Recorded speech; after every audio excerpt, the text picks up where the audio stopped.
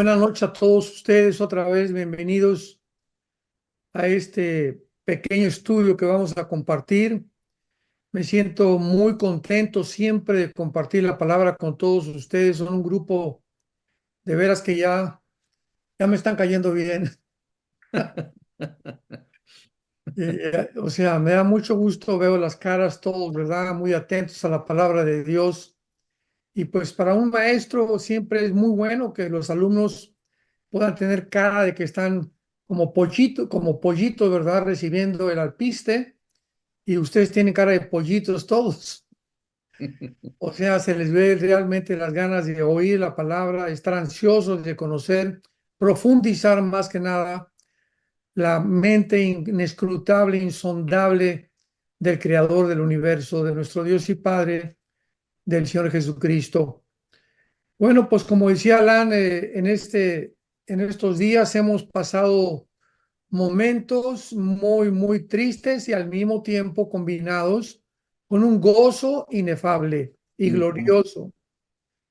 Porque cuando Pablo, por ejemplo, les escribe a la carta a los tesalonicenses en el capítulo 4, les dice, les escribo para que no ignoren acerca de los que mueren. O sea, realmente ha habido muchos debates, muchas conferencias, muchas entrevistas acerca de la muerte. Hace algunos años,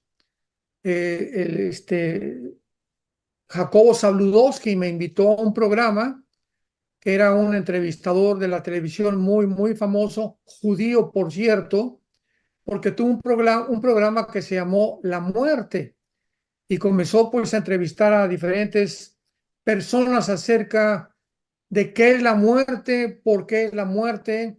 Otro entrevistador muy famoso, creo que él vive, Nino Canún, también me invitó a un programa llamado Los Fantasmas, donde invitó a un rabino judío, invitó a un brujo, invitó a un sacerdote católico, invitó a un budista, y del lado del cristianismo, pues tuve el privilegio de que me invitara a mí. Y en todos estos programas pudimos deducir, ¿verdad? Podemos comprobar que la gente está completamente en tinieblas acerca qué sucede cuando una persona fallece, cuando una persona muere, porque dentro del cristianismo no me decían, oye, te quiero dar el pésame por tu nieto que murió. Le dije, es que él no ha muerto, él está más vivo que nunca.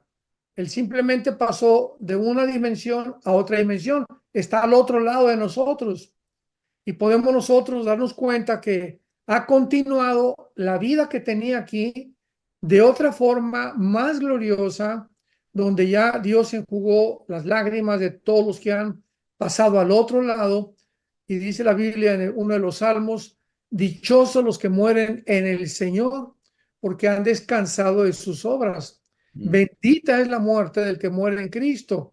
Y esta es la esperanza gloriosa que Jesucristo vino a traernos cuando a los 3 días Él vence la muerte, saca a la luz la vida y la inmortalidad por medio del Evangelio. Así que siempre que tengamos, ¿verdad?, el deceso, la muerte de algún ser querido, vamos a entristecernos en cantidad, porque nos acostumbramos con esa persona, pues recordamos sus fotos, sus videos, estuvo con nosotros en este mundo, y de repente, ¿verdad? Pues es la ley de la vida, parten y salen, dice Dios, con permiso, me llevo a esta persona conmigo. Entonces, el consuelo que tenemos es precisamente el saber que estas personas están en un mundo mucho mejor que el que tú y yo estamos todavía.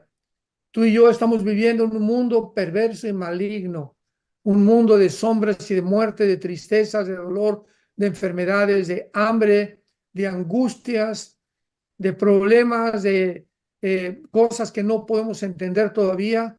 Y los que parten al otro lado, pues ya descansaron de todos estos sufrimientos, ya no tienen las preocupaciones que tenemos aquí, la ansiedad que tenemos aquí, los temores que nos inundan por dentro y por fuera, etcétera, etcétera. Y es maravilloso, ¿verdad? Tener esta Biblia que tú y yo estamos compartiendo en esta mañana, porque la gente no conoce y pues mueren. Y yo recuerdo a mi abuela del lado materno, que murió uno de mis tíos, uno de sus hijos, y le guardó luto como 8 meses. Y recuerdo que entrábamos, pues ella finalmente recibió a Cristo, pero recuerdo que en ese entonces íbamos a su casa desde las 6 de la mañana a las 8 de la noche, se vestía de negro. Y las abuelitas, ustedes lo comprenden, tus abuelos, mis abuelos, y le preguntamos, oye, pero ¿por qué estás de negro? Porque llevo el luto. O sea, ellos mantenían un luto de 8 o 10 meses, y aunque tenían una breve idea de que realmente había un cielo y un infierno, etcétera, etcétera, pues para ellos también existía un purgatorio, porque cuando los niños mueren, de acuerdo a la iglesia romana, y cuando se van al limbo, y cuando una alma no fue lo suficientemente buena, pues se va al purgatorio.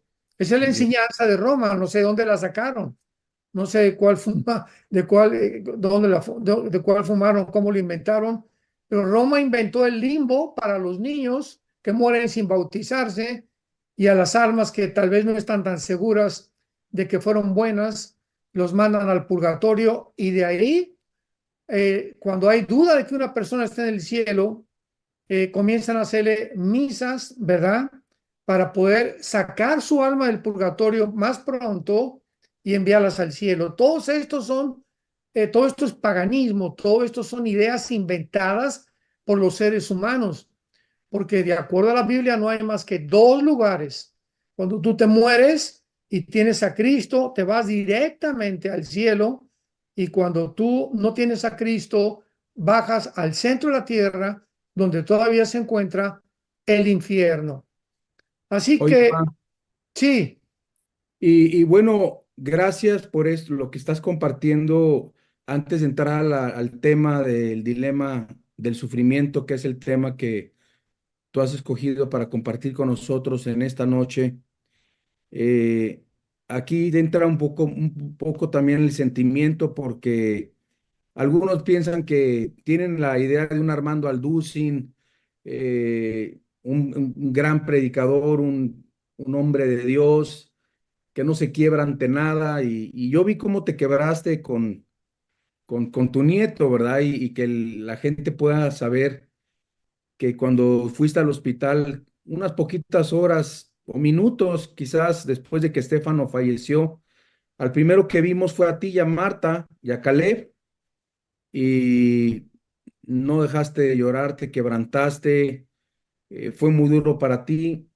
Digo, ha sido duro para mí, pero verte así me habla de tu lado tan humano que tienes como abuelo, como padre, y le doy tantas gracias a Dios por tu vida, porque has estado conmigo en estos, todos los días has estado conmigo, has estado con tus nietos. Y yo quiero que la gente sepa que no nada más eres un pastor, eres un padre, eres un abuelo con sentimientos, con emociones, ¿verdad? Y a pesar de que tenemos a Cristo, eh, tú has estado ahí. Yo te quiero dar las gracias por eso.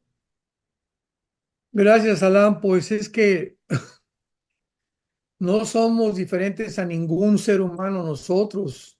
Dios nos libre de que pueda la gente pensar que el hecho de que porque caminamos con el Señor o somos pastores o líderes espirituales, somos superiores a ustedes o tenemos ya ausencia de emociones o de sentimientos, de ninguna manera, todo lo contrario. Yo lloro, tal vez nosotros lloramos más que muchos de ustedes, créanmelo, Sí, porque estamos continuamente enfrentando la muerte, enfrentando la enfermedad dentro de la familia, de amigos, de misioneros, de pastores, etcétera, etcétera, y estamos tan allegados, ¿verdad?, al corazón de Dios, y comenzamos a entender el corazón de Dios, que el mismo Jesucristo lloró en Juan 11 cuando supo que Lázaro había muerto. Pues, ¿quiénes somos nosotros? Y además llorar es muy bueno. Ninguno de ustedes, cuando pase un problema, no traten de abstenerse de llorar para demostrar que yo soy macho, yo no lloro. Eso es lo que yo pensé desde los 14 años de edad que me fui de mi casa y que viví de los 14 años fuera de mi casa hasta los 28 que me convertí. yo me propuse no llorar, porque mi papá me dijo, los machos no lloran como Pancho Villa. Así me decía mi padre. Así Sí, que claro. pues, decía mi papá, no chille, agarre piedras. Cuando le estén golpeando, no chille, no venga aquí no quiero que nunca vengas aquí a la casa llorando, agarra piedras y de alguna manera, ¿verdad? Véngate de las personas que te hacen un mal. Ese era el pensamiento de mi padre, macho desde luego, ¿verdad? No era cristiano, pero ese es el pensamiento de la gente común y corriente, que los hombres no lloran. Y cuando nos venimos a Cristo, los cristianos nos llaman los llorones, así nos dicen, ¿verdad? Los llorones, porque estamos tan sensibles al dolor humano y a la enfermedad y a todo, que nos toca y las fibras más íntimas de nuestra alma son conmovidas principalmente con la muerte de nuestros familiares. Y pues sí, lo confieso, ¿verdad? La muerte de de Estefano, mi nieto. Por algo la palabra Estefano significa corona. No sé cuántos de ustedes sepan. Sí. La palabra Estefano, corona, era la corona. En el griego, Estefano significa la corona que les ponían a los vencedores. Así que no fue una coincidencia tampoco que lo hayan bautizado con el nombre de el coronado, ¿verdad? Con la corona de los vencedores, y así murió como un victorioso, como un vencedor guerrero de Dios. Así que era mi nieto consentido, lo amaba entrañablemente, él me quería mucho a mí también, y pues claro que no solamente lloré ahí contigo, Alan, después Marta sabe cuánto lloré en la casa, y todavía hasta hace 2 o 3 días pues no he contenido mis lágrimas, pero estamos tratando, ¿verdad? Ya de hacernos la idea que está en un lugar mejor y pues ya tener otro pensamiento completamente, pues también porque nos hace mucho daño estar continuamente recordando. Él ya nos recuerda como éramos, ¿verdad? Si está en el cielo, pero ya no podemos cambiar nada en ninguna situación. Tenemos que seguir viviendo. Esa es la realidad. Tenemos que sí abrazar la vida. Tenemos hijos todavía. Yo le decía, Alan, todavía tienes a Cristian, tienes a Axel, ¿verdad? Tienes mucho por lo que vivir, yo también, y todos ustedes que han perdido seres queridos, tenemos mucho por lo cual vivir, porque el vivir para nosotros será Cristo y el morir es ganancia. Así que Muchas gracias, muchas gracias. Pues vamos a entrar al tema. Ayer te escuchamos en enlace y te hablé inmediatamente. Fue de mucha bendición escuchar este tema de el dilema de sufrimiento. Y gracias por también quererlo compartir con nosotros en este Zoom. Y adelante con el tema, el dilema del mal, con el doctor Armando Alducin. Saquemos nuestro cuaderno, nuestra Biblia, pluma, tomemos apuntes. Va a ser muy importante saber por qué los justos sufren. muy bien, gracias, Alan. Bueno, una de las preguntas que siempre nos hacemos ante la profundidad de lo desconocido, de las sombras, de lo que no podemos entender porque tenemos que reconocer que tenemos una mente finita, limitada, es ¿por qué? ¿Por qué pasó esto? Es una pregunta que sale de lo profundo de nuestro corazón. ¿Por qué murió esta persona? ¿Por qué se llevó a una persona tan joven Dios? ¿Por qué mi hijo murió en un accidente? ¿Por qué mi mamá tuvo que morir? ¿Por qué están ahorita sufriendo miles de personas en Haití, en Ucrania, en Gaza, etcétera, etcétera? Son preguntas que son válidas, porque es muy importante no tener miedo de expresarlas. Dios no está en contra que lo cuestionemos. Primera lección. Dios no está en contra que le digamos, Señor, ¿por qué esto? ¿Por qué aquello? Dios le duele la indiferencia. Cuando alguno de nosotros no nos importa nada ya, ay Señor, ¿por qué si fueras realmente Dios, mi perro no se hubiera muerto, mi hijo no se hubiera muerto, no me hubiera pasado esto? ¿Por qué te llevaste a mi hijo, Señor? ¿Por qué me haces sufrir? ¿Por qué me quitaste a mi esposa, a mi esposo? Esta actitud de desafío a Dios es la que lastima a Dios cuando nos ponemos en contra de él como un enemigo, cuestionándole porque exigiéndole criaturas, nosotros completamente fabibles, vulnerables, pidiéndole al creador del universo que Él nos dé cuentas. A ver, bájate del cielo, siéntate en esta silla y contéstame lo que te voy, porque ahora yo te voy a interrogar, Dios, y me vas a contestar por qué hiciste esto y por qué hiciste aquello. Esa es la actitud, cuidado, que ofende a Dios. Pero cuando venimos en una actitud de quebrantamiento, de humillación, de mansedumbre, de humildad, Padre Santo, ¿por qué? ¿Por qué esto? ¿Por qué aquello? Y nos bañamos de lágrimas y caemos hincados, Dios nos va a consolar. Dios nos va a guiar, nos va con el tiempo a infundir dentro de nosotros un conocimiento sobrenatural y una paz y un consuelo sobrenatural cuando acudimos a Él en esta actitud, porque Él ve y Él responde siempre a la fe. ¿Qué es la fe? La confianza de que aunque no entendemos muchas cosas, seguimos confiando en Él. Esa es la fe. La fe es la certeza de lo que se espera. Yo espero, ¿verdad?, que viene una cosa mucho mejor y además sé que Dios es bueno, porque siempre que tengamos dudas de por qué esto y por qué aquello, regresemos a la cruz. Simplemente miremos otra vez a la cruz, volteemos nuestra mirada a la cruz, porque ahí de tal manera amó Dios al mundo que nos dio a su Hijo unigénito.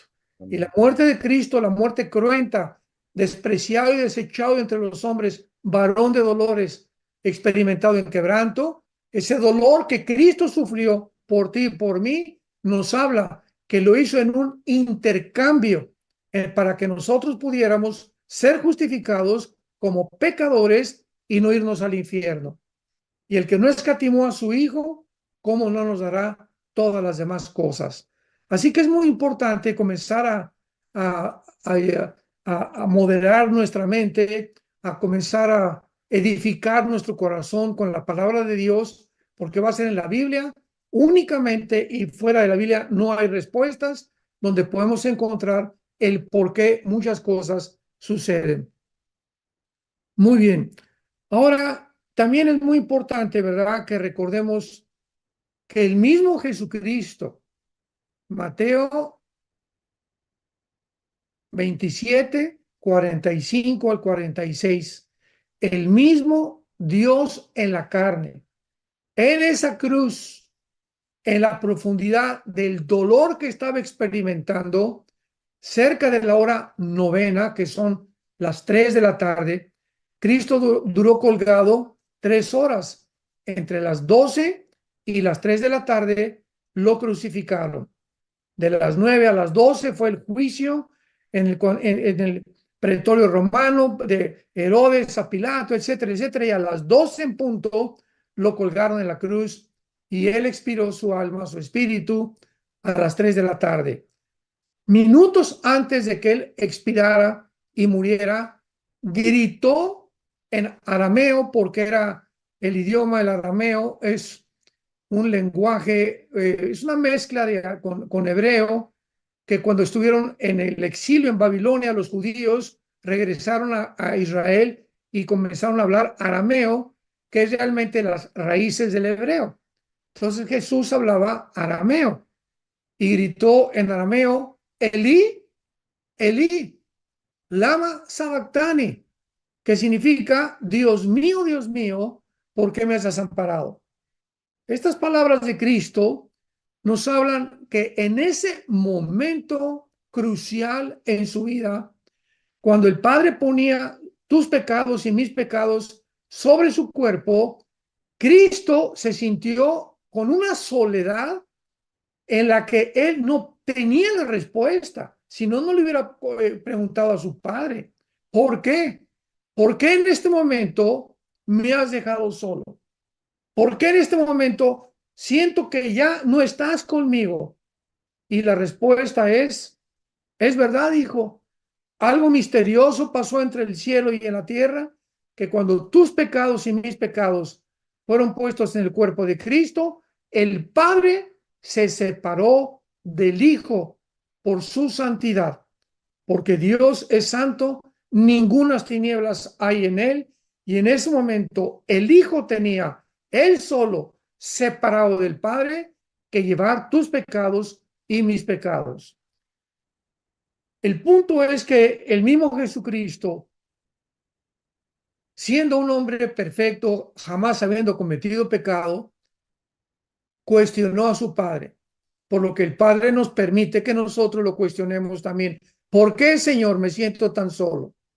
En el hospital, ¿por qué, Señor, me siento que ya no estás conmigo? Cuando alguien se muere, cuando perdemos el trabajo, ¿por qué, Señor, siento que me quitaste el trabajo, etcétera, etcétera? Ese por qué nace de un alma humana como tú y como yo, porque mientras estemos en este cuerpo, seguiremos siendo humanos. Así que Dios está contento que tú lo cuestiones, que yo le pregunte, Señor, por qué aquello, etcétera, etcétera. Y muchas veces, pues la respuesta no va a llegar inmediatamente. Va a llegar tal vez una semana, un mes, o vamos a entender después de 2 o 3 meses, o no sé el tiempo que tenga Dios predeterminado para tu vida o para mi vida, cuando a Él considera en su soberanía que vamos a necesitar ya comprender. Ahora comprendo por qué pasó esto, ahora comprendo por qué pasó aquello. Pero Dios nos va a contestar y nos va a consolar. Ahora es muy importante también que todas estas circunstancias que atravesamos en la vida, muertes, heridas, terremotos, tsunamis, muertes de pasajeros que se estrellan en un avión, etcétera, etcétera, es una de las cuestiones. Esto es muy importante, que la mayor parte de los filósofos ateos usan para defender el ateísmo. Yo en todos los debates, este año cumplo 48 años de predicar la palabra de Dios. 48 años, hermanos, de poder esgrimir la espada del Espíritu, y me he enfrentado con agnósticos, ateos, de todo tipo, mormones, comunistas, socialistas, científicos, ateos, etcétera, etcétera, políglotas, politólogos, bueno, de toda índole de disciplinas académicas que existen en el mundo. Y el 95% de los ateos que yo he debatido en universidades, en el Politécnico, en la Universidad de México, en la Universidad de Monterrey, en otras en Estados Unidos, el 95% siempre comienza el debate atacándome y diciéndome: si Dios existe, ¿por qué permitió el mal? Este es uno de sus favoritos argumentos. Si Dios existe, ¿por qué permite que se mueran niños? ¿Por qué permite que pase esto, que permita aquello? Ahora bien, esto es algo increíble e irónico, porque lo más chistoso de todo esto es irónico porque ellos no tienen respuestas, y ellos saben que nosotros tenemos respuestas, y por eso nos preguntan a nosotros. Nosotros nunca le preguntaríamos a un ateo: oye, ¿por qué Dios esto o aquello? Porque ellos carecen de respuestas. Ellos, por no tener respuestas, nos preguntan a nosotros de una forma desafiante e irónica, creyendo que no tenemos respuestas. A ver, si tú eres cristianito, contéstame esto y contéstame aquello. Entonces, esto es muy importante que nosotros sepamos, porque pues todo lo que es el ateísmo cubre el humanismo, el evolucionismo, los que creen que ya después de la muerte no hay nada, que acabamos en el polvo, y a ellos hay que preguntarles realmente, ¿verdad? Entonces, si realmente tú crees que en la muerte no hay resurrección, y que eres como una vaca, que eres como un caballo, eres como un perro, eres como un animal en el que ya se acabó todo con la muerte, pues entonces, ¿qué principios de ética podríamos seguir? ¿O qué principios de moral podríamos tener? Tu hijo que fuma marihuana, jamás le podrás decir: oye, hijo, no fumes marihuana, eres un drogadicto, porque si tú no tienes una base moral, una ética, si no tienes los mandamientos que puedan realmente dirigir tu vida, tu hijo te va a contestar: papá, ¿por qué me condenas a mí si tú eres un adúltero? He visto cómo ves a las muchachas en la calle, le eres infiel a mi madre, abandonaste a mi madre. ¿Tú con qué derecho, papá, vienes a reclamarme que yo sea drogadicto, o que yo sea homosexual, o que yo sea lesbiana? Con esto solamente quiero poner en la plataforma ante ustedes la forma tan absurda de una persona que niega a Dios porque carece completamente de argumentos para poder realmente vivir. Entonces, Si Dios no existe, como decía Dostoyevsky, uno de los grandes rusos que estuvo en los pogromos allá en Rusia, Alejandro Dostoyevsky, en su libro maravilloso, si no existe Dios, todo se vale. Si no existe Dios, todo se vale. ¿Por qué? Porque no hay un juez, no hay un legislador, no hay nadie que nos diga, hoy estás esto es haciendo bien o estás haciendo mal. Entonces yo puedo vivir como me dé la gana. ¿Para qué soy santo? ¿Para qué le soy fiel a mi esposa? ¿Para qué le soy fiel a mi novia? ¿Para qué le soy fiel al gobierno? ¿Por qué soy honrado? ¿Por qué no robo? Pues el dicho dice muy claramente en México, el que no tranza, que no avanza. Entonces, si es a través del trance, del fraude, de la mentira, del adulterio, de la pornografía, de darle rienda suelta al placer, como los animales, sin ningún freno, si esa es la vida, es precisamente porque no hay Dios. Y cuando vivimos de esta manera, nos damos cuenta que ese tipo de personas son las más miserables, las más desgraciadas, las personas más vacías que existen, porque precisamente no tienen ningún significado para seguir viviendo. Entonces, ¿por qué realmente hacen esta pregunta estas personas? Repito, porque las filosofías del ateísmo, las filosofías humanistas que enseñan el evolucionismo, somos animales y como los animales simplemente vamos a evolucionar más, se llaman las filosofías de la desesperación y de la angustia interna del corazón humano. Hace muchos años, en los 60, yo tenía un gran héroe en mis tiempos yo abracé el comunismo, socialismo cuando era joven, la dialéctica materialista, formé parte del Partido Comunista Mexicano, antes de ser cristiano era un ateo yo, me decepcioné de la religión, no de Cristo, me decepcioné de la religión que mis padres me infundieron, descubrí muy joven que era una hipocresía tremenda todo lo que me decían y lo que me enseñaban acerca de Dios. Entonces abracé la dialéctica materialista y me hice ateo. Y uno de mis favoritos autores fue Jean-Paul Sartre.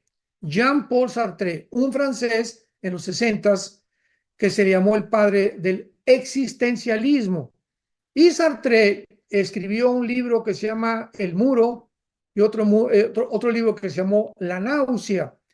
Y Sartre, lo más irónico de su vida es que, bueno, en aquel tiempo todos mis amigos, me acuerdo que nos juntamos en la zona rosa de México a tomar café. Si tú creías si tú eras ateo, eras una persona intelectual, porque en aquel tiempo considerarte cristiano era despreciativo. No, los cristianos son unos tontos, ignorantes. Cuando le decías a alguien, eres pastor, te preguntaban dónde están tus chivos o dónde están tus ovejas, porque la palabra pastor en México no existía todavía en los 60, 70 en la clase media alta. O sea, era algo completamente despreciado. Y en aquel tiempo, repito, ser ateo era ser intelectual.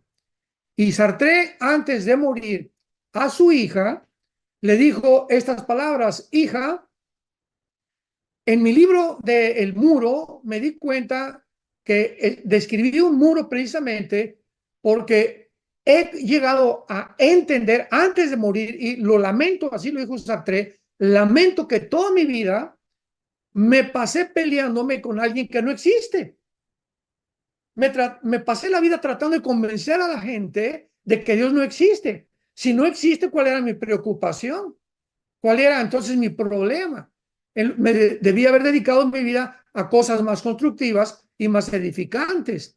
Y ahora comprendo que mi vida ha sido un desperdicio total, porque aunque me enfrenté con alguien que le llamé Dios y que yo decía que no existía, y decía en el libro El Muro, me estrellé contra una pared cuando le pregunté a Dios, ¿por qué existe el mal? ¿Por qué permites al diablo? ¿Por qué permite las muertes? Y como no encontré ninguna respuesta, él escribió en el libro El Muro, pues fue una pared en el que yo escribo en el libro, en la que era Dios la pared, y yo me topaba con la pared, y primero me rompí la cabeza que poder derribar con esa pared el muro o tratar de convencer a Dios que Él me contestara. Con esto también les quiero comentar a ustedes que puedan ustedes deducir que es inútil pelear contra Dios. Dios se puede ser una pared para ti. ¿por qué esto? ¿Por qué aquello? Y si tú que tienes esa actitud, vas primero a acabar amargado, vas a acabar enojado, vas a acabar con un estrés tremendo, te vas a enfermar. El odio, el rencor, la amargura, enferma el cuerpo, enferma la mente, enferma el alma antes de que puedas luchar contra Dios. Esta es precisamente la situación que nos describe la Biblia en el libro de Job. Ahora sus Biblias, en el libro de Job, capítulo 36, veamos algunos pasajes, porque Job es un hombre que al principio, los que conocen su historia, perdió a sus hijos, a todos sus hijos, pero al mismo momento murieron todos sus hijos por el asalto, los sabeos y otras tribus salvajes, perdió todo su dinero, vacas, camellos, ovejas, etcétera, etcétera. Job le sorprendió la desgracia, le sorprendió completamente la destrucción y el dolor, todo inmediatamente. Y una de las cosas que describe el libro de Job es que, les doy rápidamente la introducción, es que Dios lo permite que leamos el libro de Job, porque mientras aquí abajo en la tierra, este hombre estaba sufriendo, devastado completamente, todas sus riquezas, todo su dinero, su hijo los perdió, solamente se quedó con su esposa y todavía recibió una enfermedad de la punta de los pies a la punta de la cabeza. En el cielo había un debate entre los ángeles y Dios. Y mientras pasaba esto en la tierra, Satanás le estaba diciendo a Dios, ese hombre que tú tienes ahí en la tierra, pues por eso te adora, porque tiene dinero, no tiene enfermedad, no sufre, etcétera, etcétera. Pero le dice Satanás a Dios, pero si tú le quitas el cerco que has puesto a su alrededor y le permites sufrir, yo te apuesto, ¿verdad? Yo estoy segurísimo que ese hombre por conveniencia y por motivos equivocados te adora y te sirve.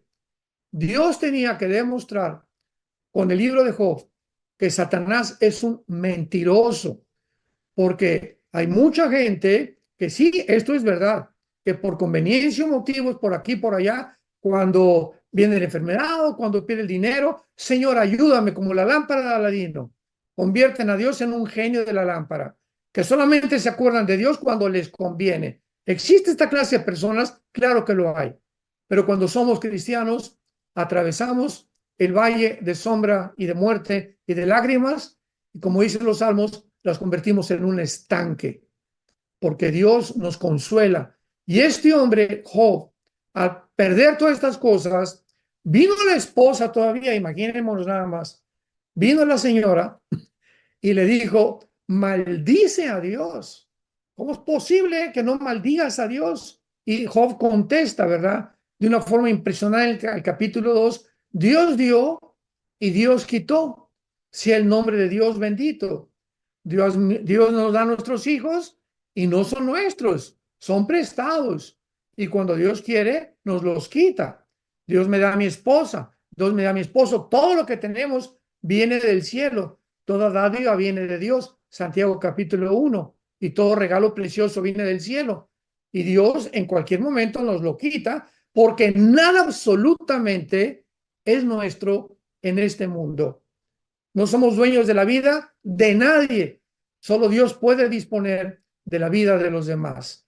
Así que Dios, vemos que Job pasa la prueba, no maldice a Dios, y entonces ya todo el capítulo, los capítulos 42, 40, del 36 al 42 del libro de Job, y al final vemos nosotros la iluminación tan grande que Dios le comienza a dar a Job por aguantar. Esto fue casi como un año. Esta enfermedad de Job le duró como un año y al final Dios le da el doble, el triple de lo que le había quitado, porque le da 7 veces más camellos y unas hijas preciosas le devuelve Dios. Y vemos que Dios finalmente consuela. Pero en Job 36, versículo 22 y 23, Job 36, 22 y 23 dice así, He aquí que Dios es excelso en su poder. ¿Qué enseñador semejante a él? ¿Quién le ha prescrito su camino y quién le dirá, has hecho mal? Entonces comenzamos a ubicarnos. ¿Qué ser humano limitados, frágiles, vulnerables, pecadores como lo somos todos, porque los cristianos somos pecadores pero perdonados, no somos mejores que nadie, simplemente hemos sido perdonados y lavados con la sangre de Cristo y vamos camino hacia arriba, pero mientras estamos en el cuerpo, sufrimos igual que todos, con la única diferencia que nosotros hay consuelo y en la gente no del mundo, ¿verdad? Pues pierden todo, se gritan, se emborrachan, se suicidan porque no pueden encontrar respuestas al sufrimiento. Entonces, ¿quién le puede decir a Dios, has hecho mal?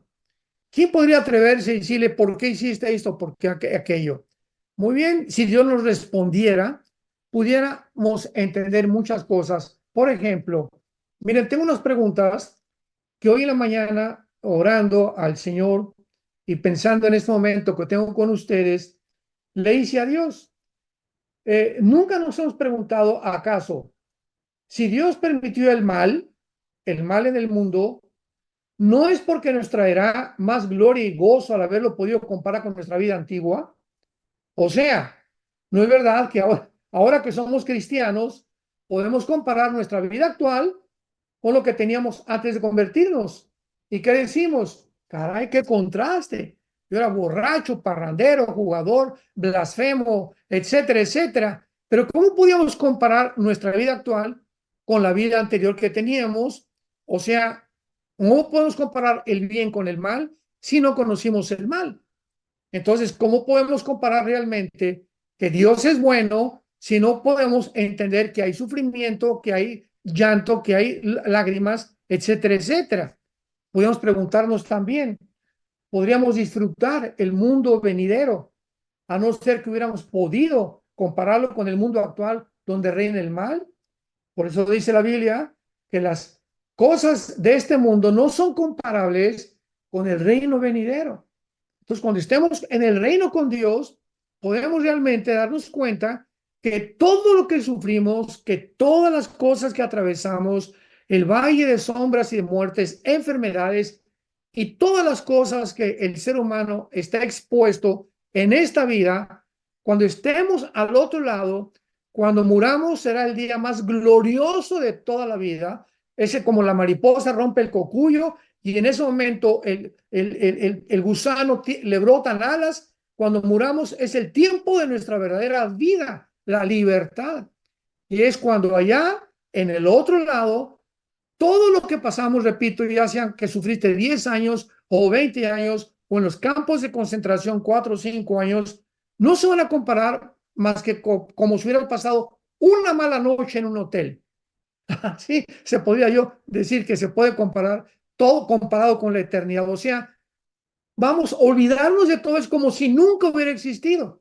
Por un momento en el tiempo, en la eternidad, lo que estamos sufriendo, lo que estamos pasando en este mundo, comparado con el tiempo que vamos a pasar y desde el momento que salimos del cuerpo, o los ángeles nos reciben, Jesús nos abraza y todas estas cosas, las memorias malas, todo lo que pasamos es completamente olvidado para siempre.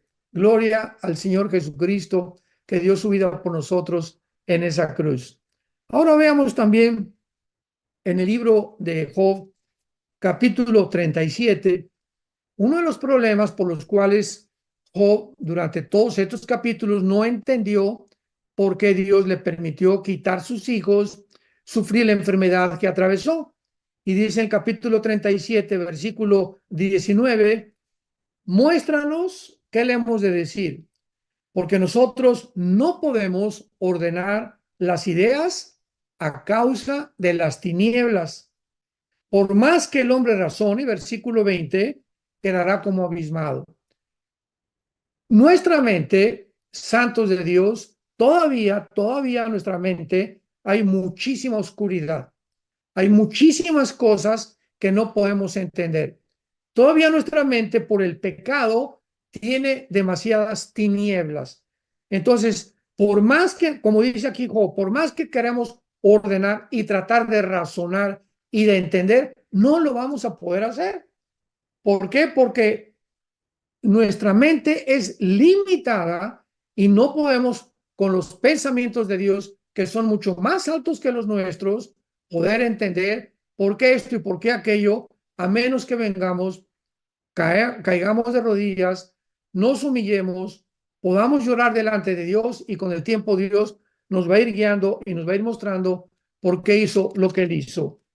Vean, por ejemplo, nos brincamos a 1 Corintios capítulo 13, 1 Corintios capítulo 13, y ahí encontramos lo que el apóstol Pablo describe como el proceso del ser humano comparado con la infancia o con los niños. Dice 1 Corintios 13, versículo 11, cuando yo era niño, hablaba como niño, pensaba como niño, juzgaba como niño, mas cuando ya fui hombre, dejé lo que era de niño. Ahora vemos por espejo, oscuramente, ahí está. Estamos viendo, ¿verdad? Un reflejo, nada más no estamos viendo la esencia, no estamos viendo la realidad de lo que son realmente las cosas. Mas entonces veremos cara a cara, o sea, cuando Jesús venga. Ahora conocemos en parte, pero entonces conoceremos como fui conocido. Vemos entonces claramente que la vida tuya y la mía como adultos es como un niño. Un niño llega y le pregunta a papá, papá, ¿por qué desde un avión se ven las gentes como hormiguitas? Bueno, hijo, porque la distancia desde lejos hace que las personas sean más chiquitas. ¿Por qué, papá, no vino Santa Claus? ¿Quién es Santa Claus? ¿Por qué, papá, tenemos que morir? Un niño le pregunta a Alberto Einstein, ¿me podrías decir la fórmula E igual a mc al cuadrado? ¿Me puedes explicar la filosofía? Y Einstein le contestaría a un niño, mira, niño, tú tienes un cerebro igual que el mío, pero el tuyo no está desarrollado como el mío. Entonces, por más que te explique, no me vas a entender. Pero cuando tú crezcas y alcances otro nivel de madurez mental y cerebral, vas a entender cosas que ahorita no entiendes por la limitación de tu cerebro y de tu entendimiento. Así estamos nosotros con Dios. Dios hay muchas cosas que nos quiere contar, que nos quiere explicar, pero nuestra limitación y captación y percepción de la vida y de la cosmovisión que tenemos tan pobre, es imposible que podamos comprender toda la mente de Dios.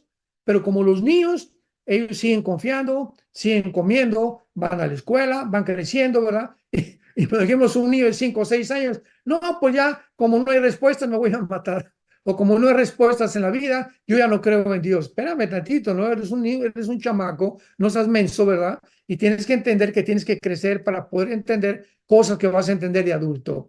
Eso es lo que Dios nos quiere hacer comprender. Y regresamos al libro de Job y vemos en penúltimo lugar una cosa muy importante que hizo en el capítulo 40 de Job y que es ya el final de la vida de este hombre, que son las más grandes lecciones que Dios nos deja. Job 40, versículo 2. Responde Dios a Job, después de todo, oh, ¿por qué? ¿Por qué? ¿Por qué? ¿Por qué? ¿Por qué? Finalmente Dios le contesta a Job, ¿es sabiduría contender con el omnipotente? El que disputa con Dios responda a esto. O sea, realmente una persona reconociendo su limitación, su intelecto tan chico que tenemos, ¿crees que es sabio? ¿Crees que es racional contender, pelearte con alguien que es superior, inmensamente superior a ti, que es Dios? ¿Verdad? Dice la Biblia, el que disputa con Dios responda a esto. Si tú crees que puedes pelearte con un filósofo y tienes 10 años de edad, pues eres un niño tonto porque nunca le vas a ganar. Entonces, ¿cómo puedes contender contra alguien que es superior a ti en entendimiento? Lo único que podemos hacer es realmente responder y decirle, Señor, enmudecí y callé porque tú lo hiciste. Ante la inescrutable profundidad y sabiduría de Dios, no nos queda más que eso, más que inclinar la cabeza, llorar, pedirle a Dios, Padre Santo, consuélame. Es lo que necesito. Mientras tú me consueles, voy a poder seguir viviendo. voy a poder tener paz. Yo sé ahorita, ¿verdad?, que hay un mundo que nos está esperando y la misma creación, dice Romanos capítulo 8, está esperando la manifestación de los hijos de Dios, porque gemimos en nuestro espíritu todos los seres humanos. Lloramos por diferentes causas, unos por pérdida de trabajo, por pérdida de seres humanos, por enfermedades, etcétera, etcétera, pero todo esto va a pasar. Dice Apocalipsis 21 que Dios enjugará nuestras lágrimas, ya no habrá dolor, ya no habrá muerte en el día que el Señor venga. Y mientras Él viene, necesitamos mantenernos firmes en la esperanza a la que todos hemos sido llamados y pedirle a Dios que seamos llenos de todo el conocimiento de Dios. Mientras tanto, conocer más a Dios, acercarnos más a Dios, a su palabra, hoy más que nunca, porque si tú vives separado de la Biblia, si tú vives separado de Dios, que es la Biblia es Dios, Dios es la Biblia, porque es la palabra hecha carne. Si tú no dejas de la Biblia 2 o 3 días, no vas a poder tener las fuerzas, no vas a poder tener la resistencia para poder seguir viviendo y te va a amargar el dolor. Y eso no puede ser porque tenemos que seguir viviendo. Entonces es las escrituras donde nosotros encontramos el consuelo que nuestra alma necesita.